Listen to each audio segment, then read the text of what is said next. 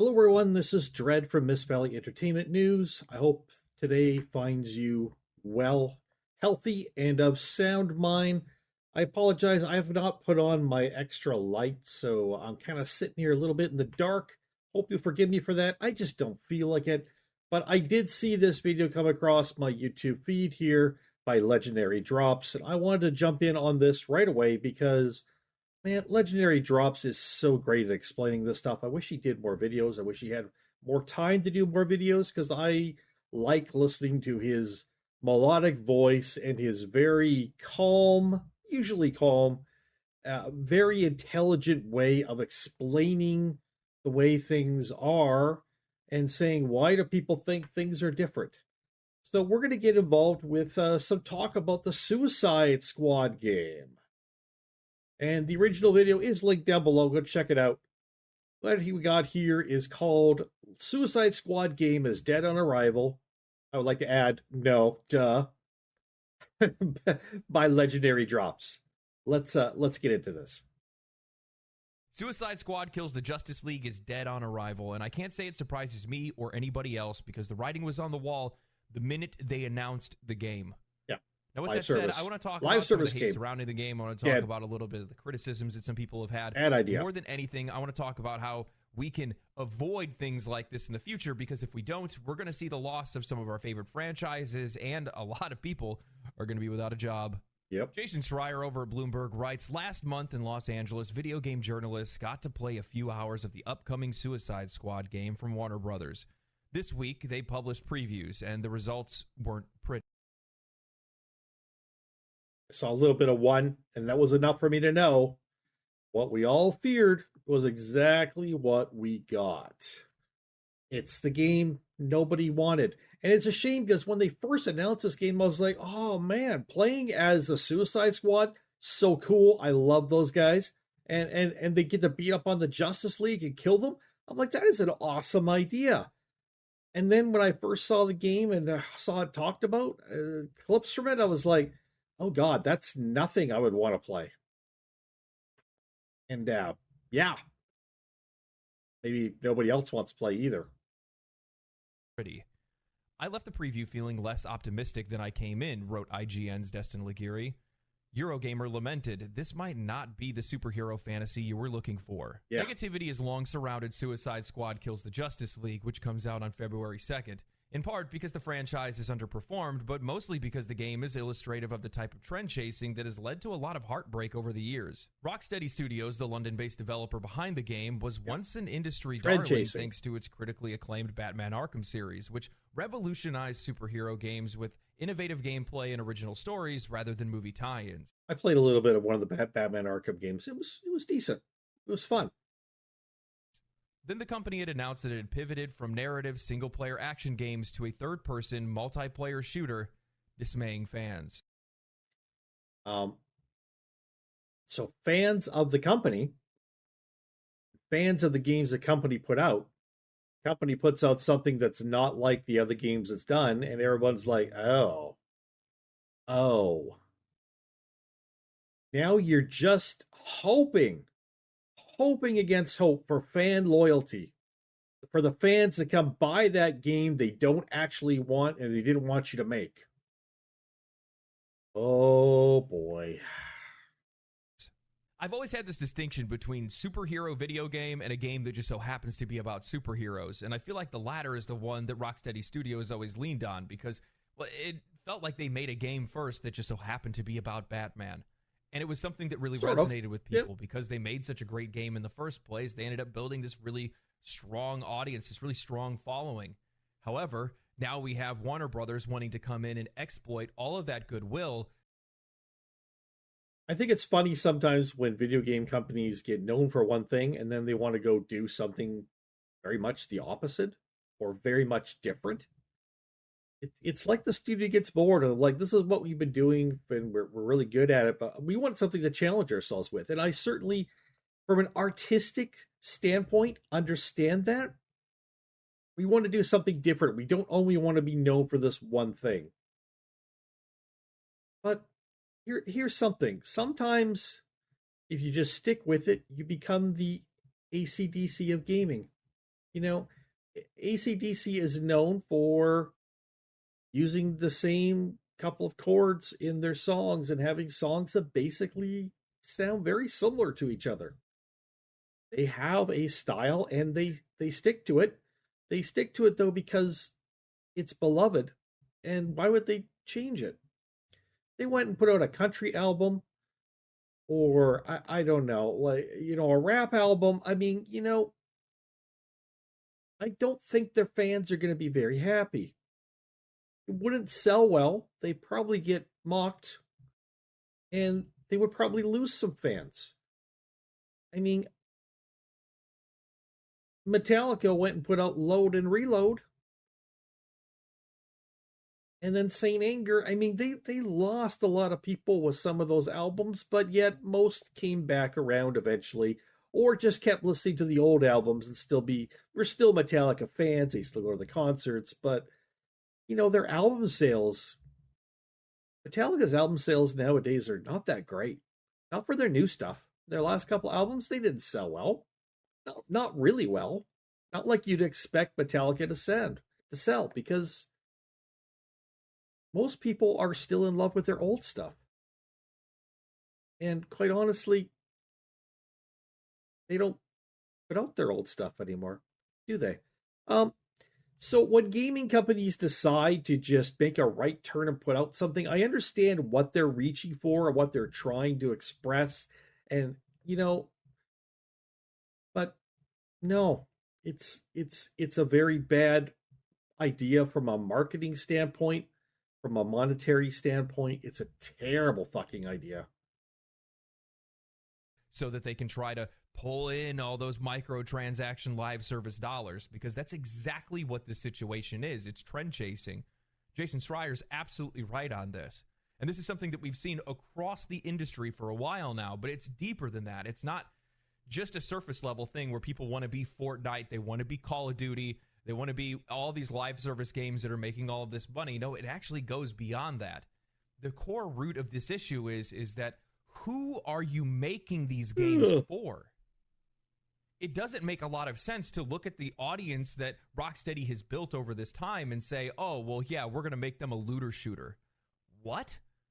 How do you know that audience even plays those games to begin with, especially when historically the games that they have been purchasing from you are single player action games? Yeah, I didn't hear about Rocksteady putting out any polls of all their fans asking what other games they play. And would you be interested in us doing a game that's more like some of the other games you play? Right? I don't think any of that happened. This was a bad idea. Now,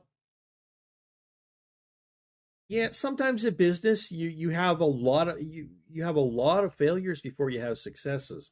When you've already got success, to chase a different kind of success and can actually sink your entire business. That's very dangerous and not very bright. They're not the only company to do that. Some of you are going to disagree with this, but I'm sorry. Bethesda was known for the Elder Scrolls and Fallout. That's what they're known for. Starfield. You could tell me all you want about the amount of people who played Starfield. You tell me all you want about, the amount of man hours that people put into Starfield, okay? But Starfield didn't actually sell like one of their Fallout or Elder Scrolls titles would have. Okay? Because it was a different type of game. It has things about it that are the same because Bethesda makes their games the same. But it's set totally different kind of feeling to it. It's out in space. It's not. They changed it up, and yes, a lot of their fans still followed them, but then you start looking at like people leaving reviews, especially as time goes on, and people are realizing that wasn't a good game and this wasn't a good idea for Bethesda to do this. It wasn't a bright move. And it's only because they've got $1 billion backing company that they could pull off this move and still be alive. Most studios would have folded if they had done a Starfield, and that's what had happened to them. So companies need to be a lot smarter than they are I will leave you just with this one thought and keep this in your head the rest of the time we're watching this. Greed makes people stupid. It doesn't really make a lot of sense. And this is something that we've seen throughout the industry time and time again. Redfall is another example, a perfect example of this, because they're going to mirror each other, not only in their sales, but also in the downfall of the game as well. Because who was Redfall made for? Who was asking Arcane, out of all studios, to be making a vampire looter shooter? Yeah. Nobody. Even if the game turns out to be better than earlier previews suggest, it won't be what many Arkham fans want from Rocksteady. Suicide Squad is an online live service game with cosmetic microtransactions and a stream of content that will continue after the launch as Warner Brothers attempts to chase the Grand Theft Auto 5 and Fortnite dragons.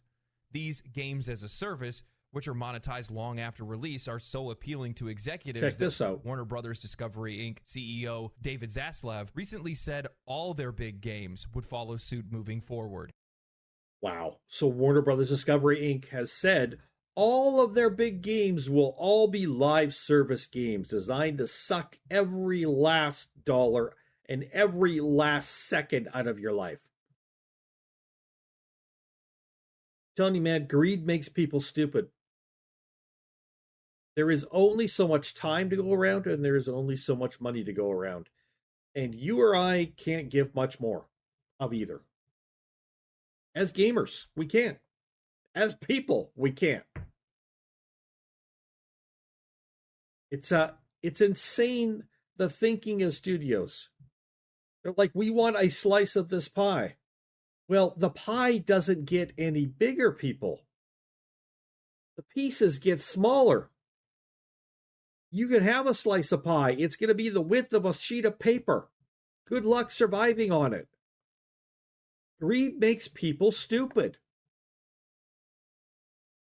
We have seen so many studios close over the last few years. We've seen so many layoffs over the last couple of years, even starting into this year. And while some of that has to do with the rise of AI or just general bloat in the tech industry, it goes beyond that, because what it ends up actually being is, well, executives like David Zaslav that believe that they can just go and chase these Fortnite and Grand Theft Auto dollars. But that's not how this works. You have to already have a franchise, or you have to have had something that's already bringing these people in to begin with. You have to have a target audience.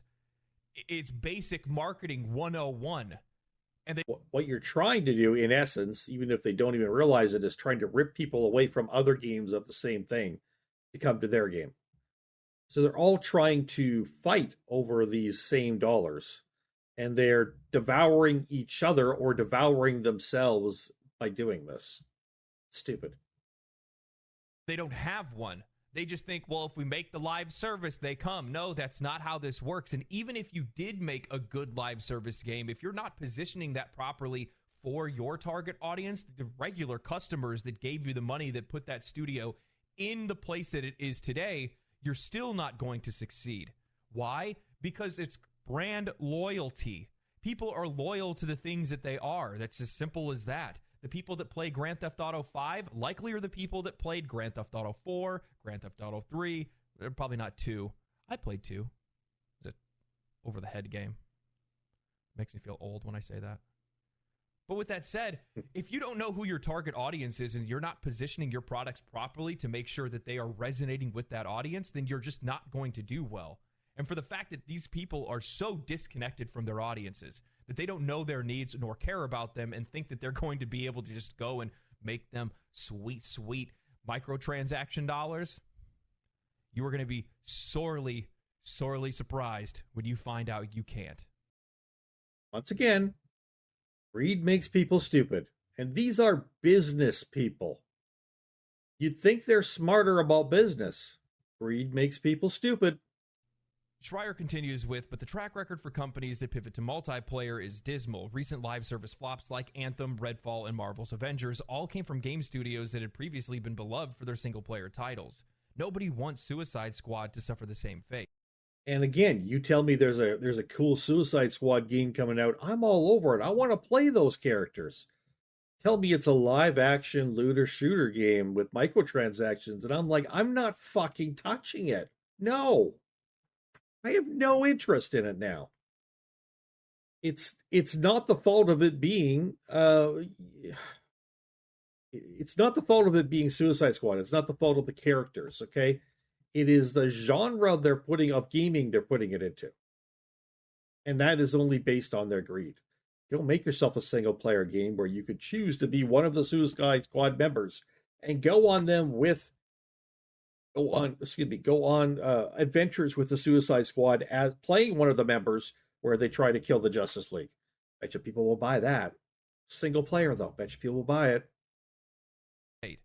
No wonder this weekend that following the previews, fans continued to repeat a rumor that won't die, that the developers at Rocksteady had originally pitched a game about Superman, which was rejected by Warner Brothers, and the company was instead forced to make this one. Sounds like fans coping. Fans in the studio don't want to blame the studio. So instead, they're like, oh no, somebody above them forced them to pivot away from what they wanted to make and make this instead. Fans are too loyal. In reality, Rocksteady never pitched or worked on a Superman game, according to people familiar with the company's strategy over the last decade. Following the release of Arkham Knight in 2015, the studio began working on a Batman VR game, and then an unannounced multiplayer game set in the original franchise, which has not been previously reported. Another notable entry from Schreier says that the really bad news for Rocksteady is that the market is dangerously oversaturated. Yeah. Even if the new Suicide Squad game overcomes low expectations and turns out to be a fantastic product, it's hard to imagine a new multiplayer live service game succeeding in an era where even stalwarts like Destiny can't seem to grow.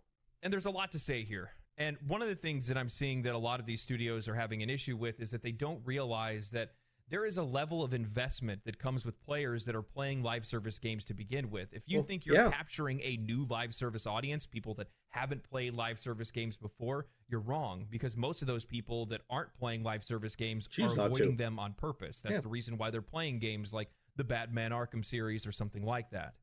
Now, with that said, it's not because they can't find a server to be on. So I'd love to play live service games. I just can't find a server that's not full. If only there were more live service games, I'd play them.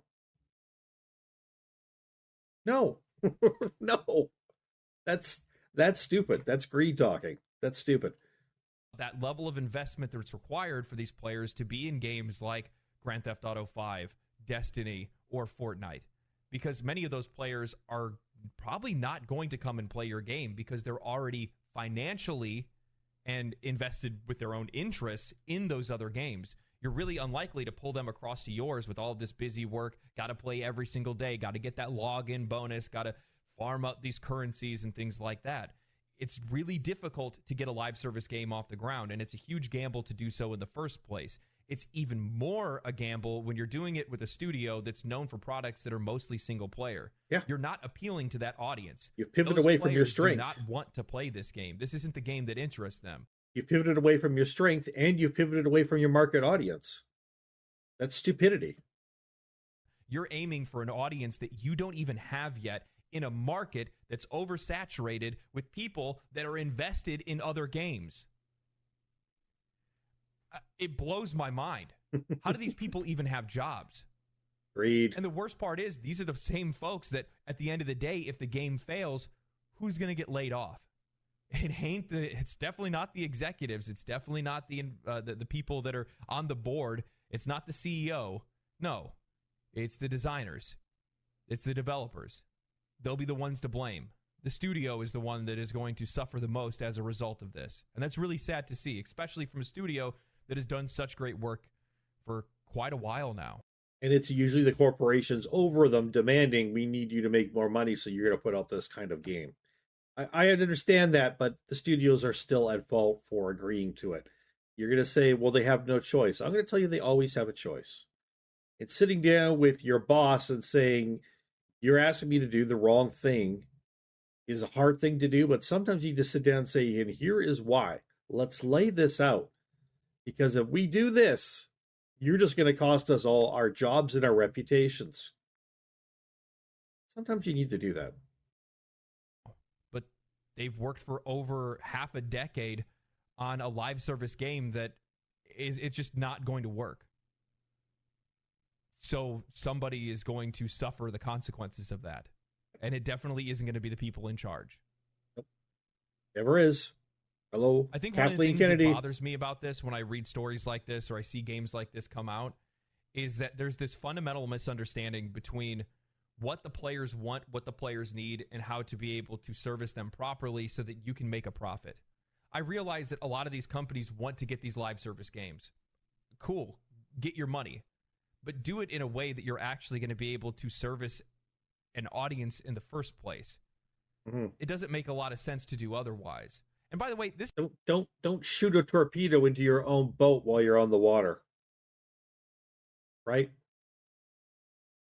This is the same kind of people that believe that RPG games are dead, that turn-based RPG games are dead. However, that was obviously proven wrong. Yeah. In a year in which 2023, all the games of the year, the Game of the Year nominees, the best games, all the games that were the most purchased last year, none of them were live service. Mm-hmm. Heck, most of them didn't even have multiplayer. It's just disappointing. It really is. And it really just comes down to the fact that you have people that are in charge that are appealing to investors but have no idea anything about the industry itself. Yeah, that's true. They're just trying to trend chase and follow everybody else. And the worst part is that since they're doing it now, they're starting a leg behind already.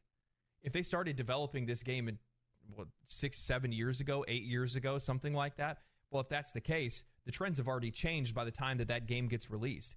You're not going to be able to make the next Fortnite because Fortnite's already been out for that entire time that you were making that game in the first place. Yep. What these companies need to do is they need to start looking to the future. They need to start to predict trends rather than chase them.